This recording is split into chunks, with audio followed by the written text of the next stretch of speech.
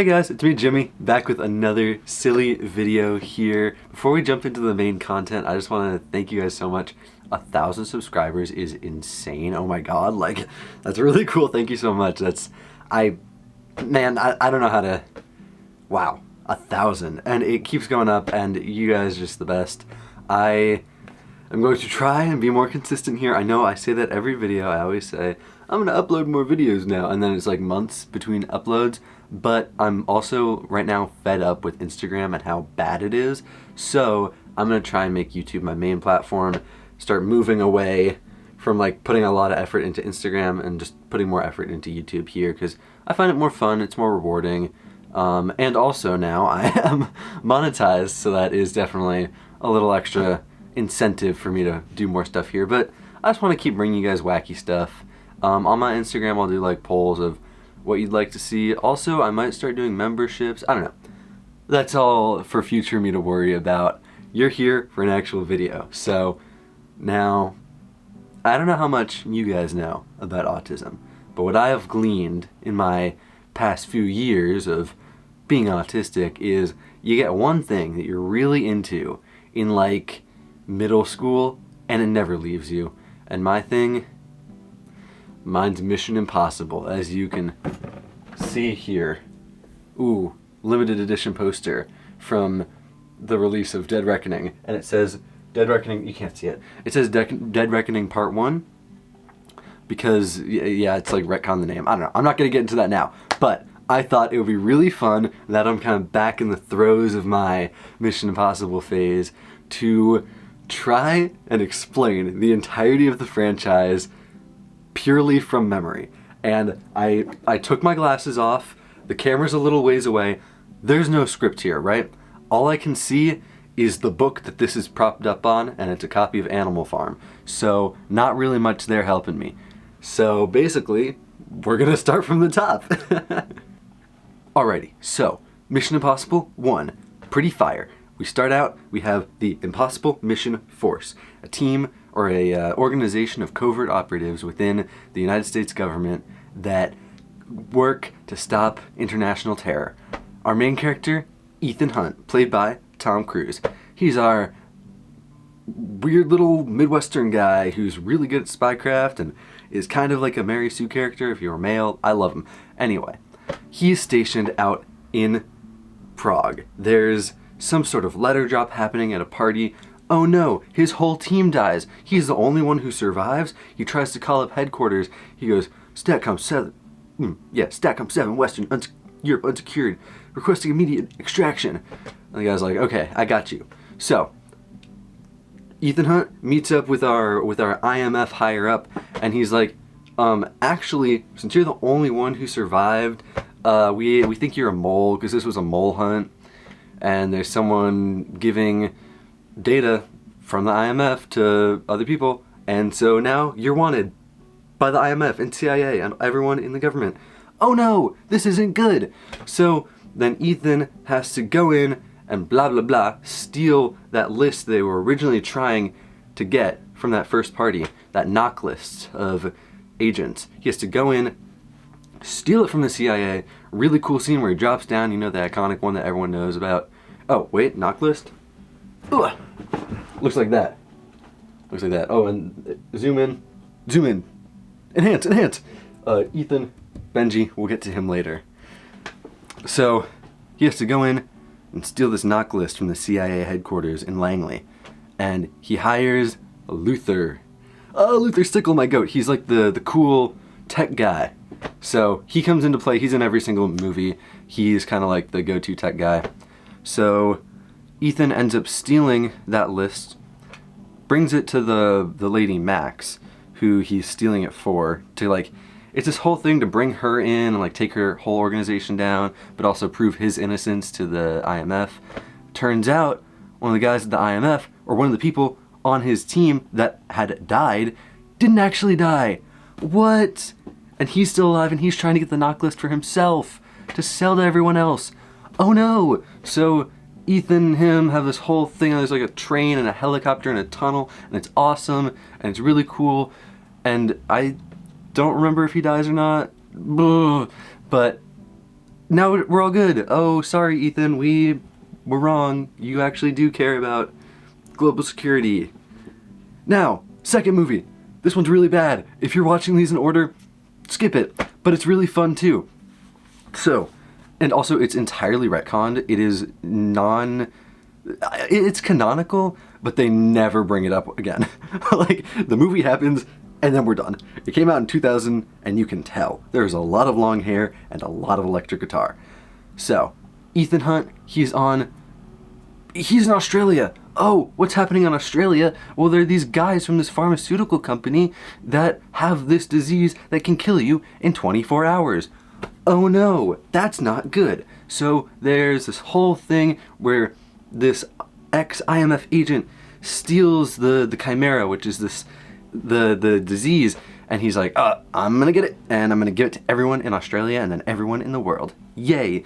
Ethan's like, no, don't do that. So they hire the evil guy's ex-girlfriend to like try and get back to the... It's really weird and complicated, and everyone has Australian accents, and I don't get why they made this movie. Long story short, he kills the guy, they get the thing back. Yay, no one's gonna die of this disease. Don't waste your time on this one. Same thing, third movie.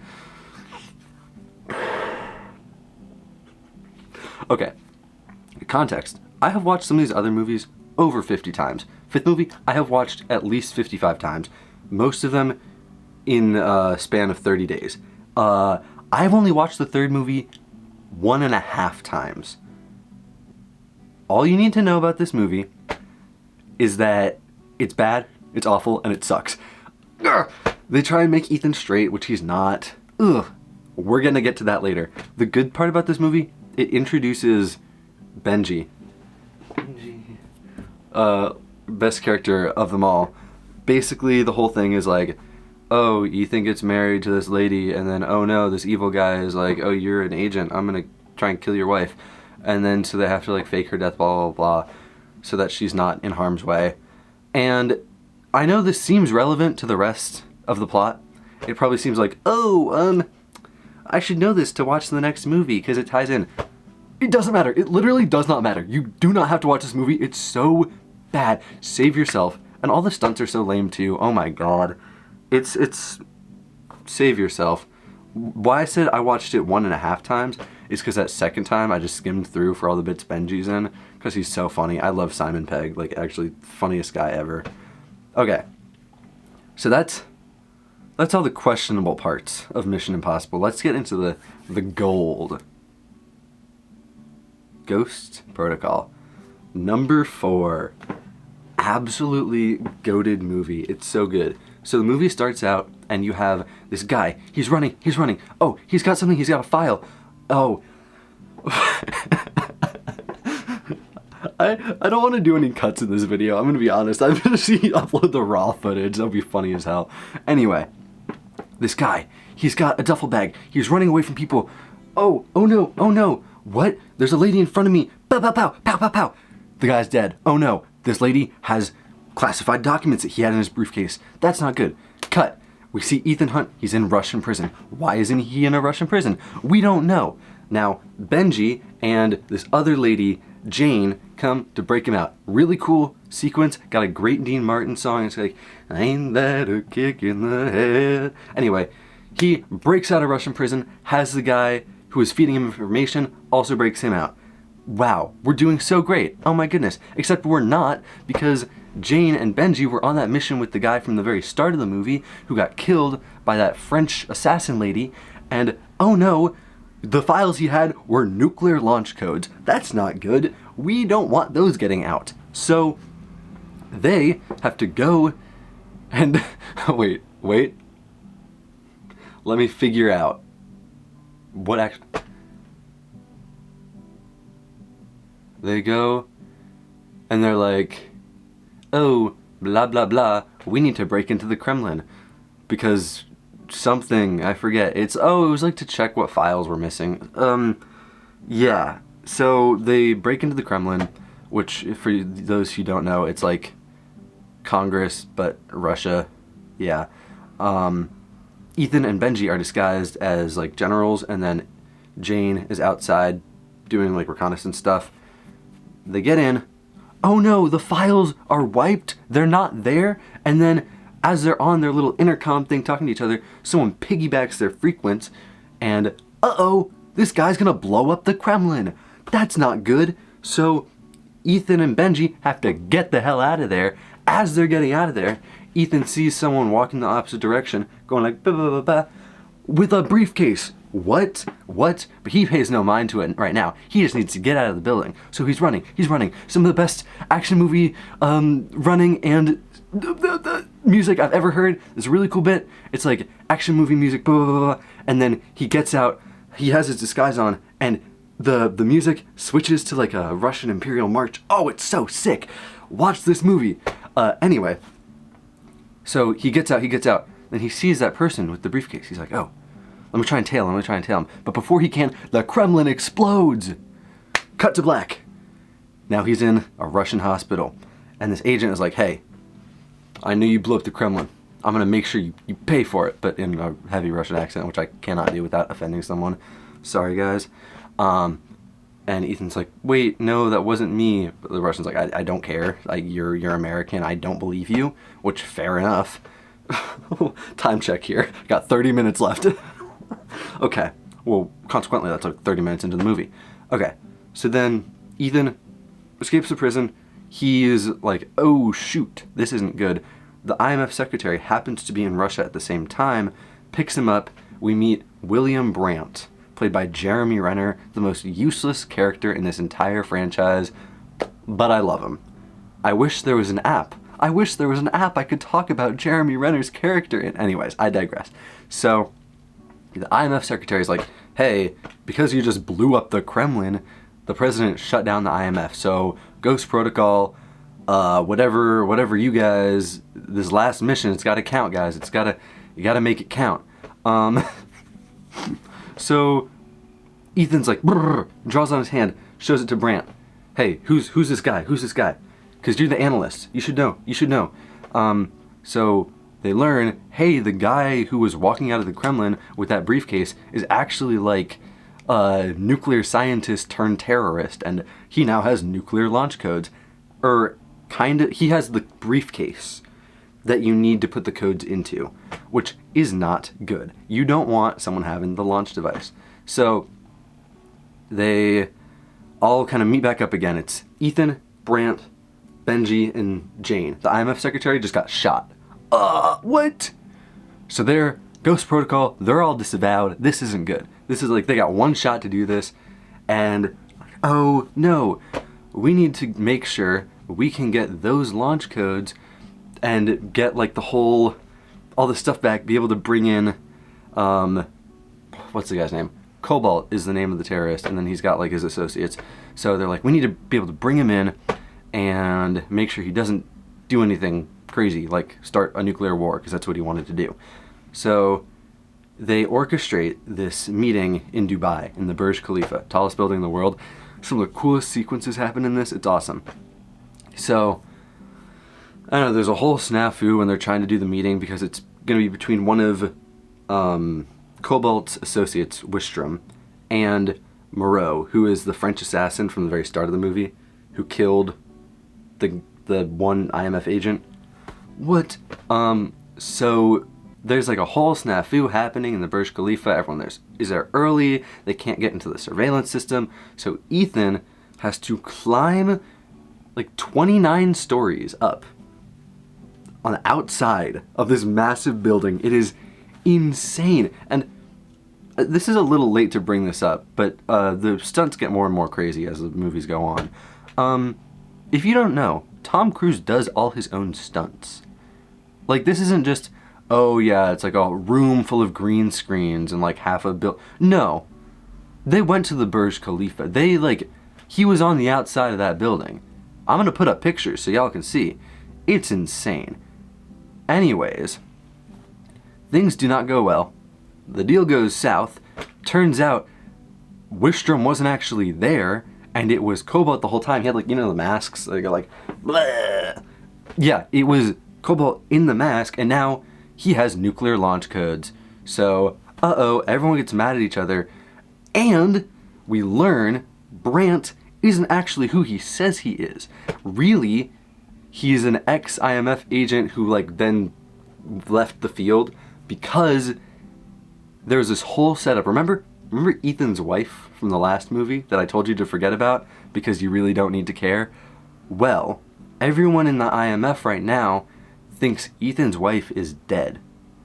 And they think that like Ethan killed a bunch of people and that's why he was in Russian jail. Turns out that's not the case, but Brant was one of the agents there on protection duty to try and make sure Ethan's wife didn't die, and he feels guilty because no one except for Ethan and like a few select people at the IMF knew about the whole like cover up with it was a whole mess, man. I feel bad for Ethan and I feel bad for Brant. Anyways, we have that whole reveal like, oh, well, Brant's actually kind of cool, I guess. He's not just a loser like we all thought. Then they're like, okay, so this guy has the launch device, he has the codes, now all he needs is the satellite to bounce the frequencies off of to then be like, hey guys, let's launch that missile at, I think it was at San Francisco or Seattle or something. Yeah, not good. So they have to like go to Dubai and try and like get the code to disable the satellite, but then that doesn't work, and so he's able to launch the nuke. Oh no. So then they have to like do this high-speed chase, get to the building where the nuke was launched from, and then Ethan and Cobalt duke it out in this big parking lot, and at the very last second, mission accomplished. They are able to deactivate the nuke, and we're all good. And you know how I said Luther is in every one of these movies? They have him in at the very last scene, where he's like, man, you guys did pretty good. And I love that movie. Oh my god. You guys should watch it. Also, because there's more Benji in this movie, and he is so funny. This is kind of my side note about this movie. I think Ghost Protocol saved the entire franchise. It was partially written by Edgar Wright, and I think it really shows in a lot of like the kind of comedic and artistic choices. And it's one of those movies where they finally stop taking themselves so seriously. Like, guys, it's Mission Impossible. Like, this is the 4th movie. We know they're gonna do it. So it's just like, it laughs at itself a lot. It's very fun. And this is where we start to see Benji and Ethan starting to get a little gay. Anyway, next movie. So, it opens up Rogue Nation, right? Opens up with the IMF team. They're just like doing a routine mission. Oh, there's some nerve gas, blah, blah, blah. We need to shut down this plane. It doesn't really tie into that too much, but we know that there's this worldwide syndicate of like terrorists that are just kind of wreaking havoc all across the world.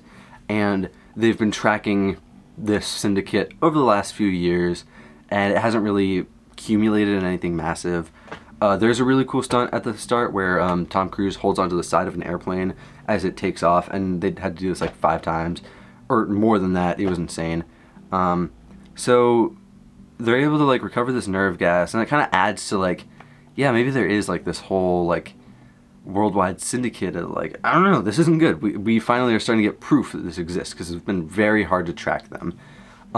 While this is happening, the CIA director is like taking this up to court and like, hey, the IMF is entirely dangerous, and they operate undetected, and they don't have proper oversight, and this shouldn't be constitutionally a thing. Low-key, he has a point, but whatever. And he's like, see, look, they blew up the Kremlin, and they stole a list of covert operatives back in 96, or like, all these things. It's fun tiebacks. So now, the IMF is shut down again, and Brant, Benji, they go work for the CIA now. Luther's like, nah, I'm not doing that. I'm gonna retire. And Ethan's still out in the field when this happens. So he's like, oh my, what am I gonna do? So let me gather my thoughts. Let me gather Peace, peace. Okay. So he's in London right now. He just kind of went routine, like going in to get intel. But oh no, the vinyl that they used to like have the secret messages on, it's from the Syndicate, and they're like, we got you, we're real, and we got you. And then the big bad of this movie shows up, shoots the worker at the record store that Ethan's in where he got the vinyl, and the listening booth that he's in fills with gas. Oh no, Ethan's been compromised. And this is happening at the same time that the IMF is being shut down. So now Ethan's like out in the wild, and he wakes up, blah, blah, blah. And all of these agents who were formerly like deceased, or at least like said to be dead, are all around. And this is where he meets Ilsa Faust. My goat, I love Ilsa. She is a deep undercover, what is it? British intelligence agent. And she's there to kind of take down the Syndicate from the inside, or like get a list of all the operatives. So she helps Ethan escape. He goes out, he calls Brant, hey, buddy, I need some help. Brant's like, sorry, bud, IMF's been shut down. You're on your own. And then the CIA director is like, hey, bring Ethan in. We don't want him out in the field right now. Brant obviously says, no, nah, that's not happening. And so now Ethan has no support at all. He's out trying to take this down. 6 months later, we see Benji. He's playing some Halo 5 at his desk. He's chilling, and he gets a letter, 2 tickets to see Turandot at the Vienna Opera. What? Of course he's like, hell yeah, I'm going. And he gets a call from CIA headquarters. They're like, we're gonna hook you up to a polygraph again because you and Ethan were good friends, and we think you're helping him because he has all this information about this Syndicate and like all this stuff that he shouldn't have access to. Benji has to lie and be like, I actually hate Ethan. He sucks. And then he goes to the opera. And at the opera, the tickets are from Ethan. And they have to try and find the, what bad thing is going to happen here. Turns out the Chancellor of Austria is at the opera that night. So Ethan's trying to make sure this guy doesn't get assassinated, and also look for where like the Syndicate operatives could be. So what? Guess who's there? Ilsa Faust again. What's she doing here? Well, she has to earn back the trust from the big bad who runs the Syndicate because she let Ethan escape. So she's trying to kill the Chancellor. Ethan's trying to not kill the Chancellor, and then there are 2 other Syndicate guys there who are trying to kill the Chancellor and then Ilsa if she doesn't follow through. So Ethan and Benji have to do that. There are really cool fight scenes. There's like a gun that's disguised as a flute, and it's sick. It's so sick. So blah blah blah. They figure out. Ethan's like, okay, I'll just shoot the Chancellor in like the thing, so then he can like the impact of the bullet hitting his shoulder makes him turn, and then the actual bullets that are gonna kill him just go into his chair. So what? The mission's been compromised, Ilsa thinks, as she sees that the Chancellor isn't actually dead. And then they have to escape the opera, blah blah blah. Ethan and Ilsa run out of the opera together because there's like some weird, I don't know what's happening between them, but whatever. Benji pulls up there in the car. Ilsa finally gives some information, like her name, and then the name, nope, not the name of the main guy yet, but gives them a drive that'll help find her. And then she goes back undercover, blah blah blah. Oh my god. How much time do I have left? Okay. Now, this favorite scene of all these movies. Ethan and Benji are back in like a little kind of makeshift base Ethan's been living out of for a while now. He gives Benji like a go bag and like some maps and like change of clothes, all that, to get back to DC undetected, and basically lie and say, yep, Ethan coerced me into doing this, but I didn't really want to, so I'm not at fault, blah blah blah. He's just trying to make sure Benji doesn't like get hurt or arrested or anything like that, because he looks out for his friend. And Benji's like, no, I'm not gonna do that. Like, you obviously need help here. I don't Like, tell me what this is all about. So Ethan kind of fills him in. Like, the syndicate is made of these like covert operatives who were like formerly pronounced dead, but have actually just been like laying low, and that's why it's been so hard to track. And he's like, that's why I called you here in the first place. But I can't protect you, so that's why I need you to leave. And then Ethan hits him with the, it's not your decision to make, Ethan. I'm a field agent. I know the risk. More than that, I'm your friend, no matter what I tell the polygraph every week. And you called me because you needed my help, and you still do. So I'm staying. That's all we're gonna say about that. And it's so gay. Oh my god, I love it. Anyway. So they follow Ilsa's drive. Oh, what? It's this like secure data vault in Morocco. What is that? So they go to Morocco, they find her there, and apparently what she says is it's a ledger containing every single agent in the syndicate, and Solomon Lane is the big bad who controls it. He's the person that's been tormenting Ethan this entire time. Whoa, we finally have our big bad name. But to like be able to prove any of this exists, they have to break into the secure data facility, and it's a whole mess. Ethan has to hold his breath for 3 minutes. Fun fact, the actual take took 5 minutes long. In the movie it's cut up, but the original it was one continuous shot. But like they had to edit it up. But that is insane. Tom Cruise held his breath for like 5 minutes doing that shot. Anyway, so there's this whole mess. They have to switch out the security profiles so Benji can walk in and take the drive. So everything goes off, I'm not going to say without a hitch because it goes really poorly, but they managed to make it work. Benji comes by. He's like, oh my god, Ethan, are you okay? Because he's like just drowned pretty much and like is dying, but it's okay because he'll make it. He'll walk it off. As he's saying that, Ilsa shocks Benji with the defibrillator and takes the drive for herself and gets out of there. And then Ethan's like, oh no, we need to go get her. So there's this whole cool car chase through Morocco. It's so sick. Ilsa's on a motorcycle, Benji and Ethan are on a car, and it ends with Ilsa getting away though with the drive. But luck isn't out yet because Benji made a copy. So now they're like, okay, Ilsa's probably gone back to England to give this ledger to her like handlers at British intelligence. So they're back in the UK and they're trying to open up the drive because at this point, remember Brant and Luther? They have also been looking for Ethan and Benji while they're like causing all this havoc because the CIA, still on Ethan's tail, is like, yeah, we want him dead. We want to kill this guy. And Brant and Luther are like, no, that's my friend. Let's not kill him. So they end up tracking the two of them, Ethan and Benji, finding them in Morocco. So now it's the whole gang again. And, this is one take, guys. This is one take. So, yeah, they're back in London. They're trying to hack into the drive and see what's actually on it. They can't. It's a red box, which is something only the Prime Minister of Great Britain himself can open. What? We thought this was a ledger. It's not?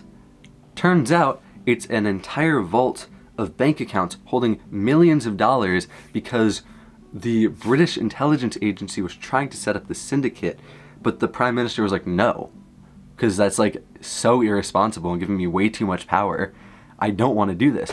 But Ilsa's handler at British intelligence, he's the guy who proposed the idea. He kept it going. So there are millions of dollars that Solomon Lane is trying to get to keep operating the syndicate, which is not good at all. Long story short, end of the movie, Lane kidnaps Benji, straps him to a bunch of like C4 explosives, I don't know, massive explosives, and is like, hey, you guys need to kidnap the Prime Minister and open the red box for me or I'll kill Benji. Yay! And Ethan, of course, is like, you can't kill the love of my life. No. So they open the red box, they get to the place where there's Benji, he's got all the dynamite on him. Ethan's like, yeah, I destroyed the ledger, and I memorized every single account. And he proves it by writing out like a account and being like, here's 50 million to let Benji go. And then it leads to this whole foot chase where then it totally looks like Ethan's backed into a corner. Oh no, what's he gonna do? He drops down into this like little grate. Lane drops down, but oh, the whole team's there and they trap him in a glass box just like the start of the movie. And boom, Lane's in custody. Boom, they reinstate the IMF because they're like, oh yeah, it was actually just a whole ruse to be able to go after the syndicate. Awesome. Whew. I've watched that movie 50 times, if not more. I love it. Anyway, next movie, Fallout. This is number 6. I don't really like this one, so I'm just gonna like skim through it. Basically, whole thing like, oh, Syndicate's still kind of around. Solomon Lane's kind of controlling it from prison, and the IMF and CIA have to like work together to try and bring it down. Oh no, the CIA agent that Ethan has to work with is actually evil. What? That's no good. Let's try and stop him. And then they're all in like Kashmir trying to stop Lane from setting off a nuclear explosion. I don't know. That movie, it was too long. It was way too long. They didn't need all this stuff because they like bring back Ethan's wife. It's like, oh, well, Lane chose this place because Ethan's wife is there. What? Who cares? Who cares? Oh my god, leave the third movie in the third movie. It was not good for a reason. So yeah, it's like, oh, tug at your heartstrings. Oh no, like, it's Ethan's fault that the plutonium cores are even out in the world and now he has to stop the thing from happening. I don't know. Just watch that movie for the stunts. He like jumps out the back of a plane and like, I don't know, flies a helicopter. It's pretty cool. The car chase scene in Paris is cool while they have to like break Lane out. I don't know. That movie was too long. And then Dead Reckoning Part 1. Yes, I'm gonna be one of these people about it. I'm calling it Dead Reckoning Part 1 and Part 2 because when I saw it in theaters, it was Dead Reckoning Part 1. They're trying to rename it. Oh, well, this is Dead Reckoning, and then the next one is Final Reckoning. No. I've actually only seen it once as well. I liked it. I just haven't gotten around to watching it again because it's a little longer. Yeah, that one, it was like, oh, there's like this intelligence, like artificial intelligence thing that is extremely powerful, and it's gonna get into the wrong hands. So we need to get this like key. There are like 2 keys that can destroy it, and it's like the server is on this submarine that's like lost in the Arctic. So the whole first movie is just them trying to get the 2 keys. And then there's like some guy from Ethan's past who's there. It's like, oh, I killed someone you love, blah, blah, blah. Man, I don't remember. This is all from memory, remember? There's no script. But yeah, I don't know. It introduces some interesting characters, brings back some characters from like the first movie. So I think it works well. I am hoping that Dead Reckoning Part 2 is the last movie because I cannot deal with any more of these. I'm sick of it. Anyways, that's all of Mission Impossible from my memory. Yeah, thank you for listening to this autistic rambling, and I've got plenty of time to go to therapy after this. Yes, let's go. Alright, yeah. If you like videos like this, which I don't know who would, or you want more kind of goofy stuff like this, feel free to subscribe, leave a like, comment some other things you'd want to see me talk about. I just love rambling about things. I'm thinking of getting some of my friends on here as guests. I think that would be a lot of fun. Talking about more like conceptual things, not just Mission Impossible lore, but hey, I'll go into more. It'll be fun to go into like some of the deeper lore within the world. But yeah, I might start actually like doing membership stuff soon. So if you want to financially support the channel, that would be absolutely awesome. I will go into more detail with that once I have kind of a stronger basis of what I want to do with it. But just watching all the way to the end really helps. I appreciate you guys all so much, and see y'all in the next one. Later. Bye-bye. Ow. Old reliable today.